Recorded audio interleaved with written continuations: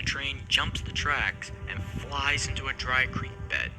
157 skidded onto its right side, mostly intact, while the other engines ended up crushed by 45 of the 49 freight cars derailing and smashing into one another. The tanker cars exploded and the wreckage became an inferno.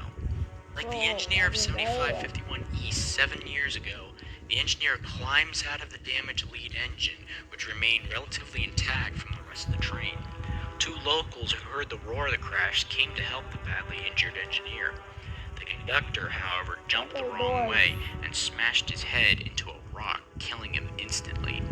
The brakeman survived from jumping the train, but later died from carbon monoxide poisoning from the fire. As the fire burns, toxic smoke rises into the air that can be seen for miles. As a precaution, Interstate 15 near the wreck is shut down, while firefighters battled the flames and locals near the area are ordered to evacuate. Because of the chemicals, firefighters had to be hosed down after exposure to the fumes.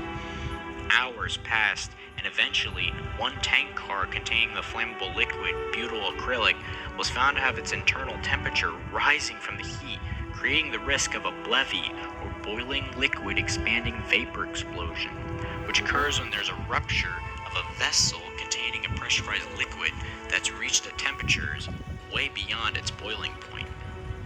Finally, on February 5th at 9:44 p.m., the car was ventilated by using plastic explosives and was no longer a threat. Therefore, Interstate 15 and California State Route 138 were reopened at 11:47 p.m. The National Transportation Safety Board concluded that the probable cause was the same reason why the Santa Fe Intermodal ran away and collided with the UP coal train in 1994, a kink in the air hose that triggers the brakes. Train brakes work differently than other air brakes. Brakes apply when pressure drops instead of increasing. To keep the brakes off, air brakes should be charged to 90 psi, while 0 psi is for emergency. The PSI meter was, however, only showing 81 psi when the engineer applied the brakes, instead of 90 psi like it should. A crimp or kink in the air hose could block or restrict the amount of air flowing through the air brakes.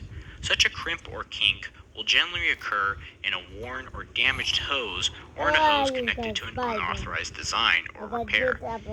As HBALT 1-31 began its descent, the slack in the train couplers and draft gear bunched together. The slack action may have bent the air hose and pinched off the airflow for the engines to the rear of the train and resulted in the loss of air brakes. It was suspected that the 16th car was the culprit, as it was added before the train left and improper repairs were done to its air hose. However, considering how far back the car was, it was likely it had little to no impact on the train. The NTSB then shifted their attention to the 5th car. It was within the effective position for a blockage, as identified by the simulation for the crash. However, the derailment, subsequent fire, and the wreckage prevented close examination of the car. Repair records showed no history of intermittent problems indicative of hose kinking or restriction.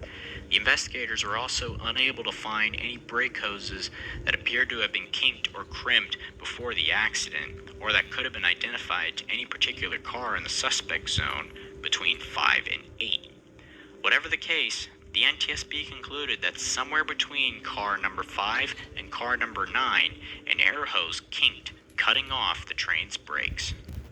In the end, 3853 and 4031 were damaged beyond repair and scrapped. 157 and 342 were repaired and put back into service, still operating today with BNSF. 23 years had passed since the incident.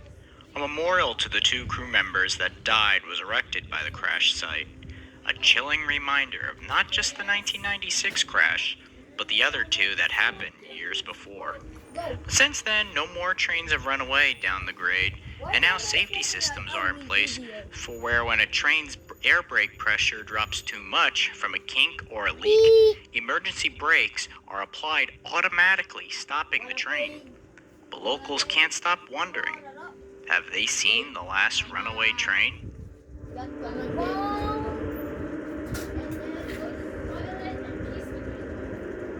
Wow. Because you're getting very sticky. I mean, even though even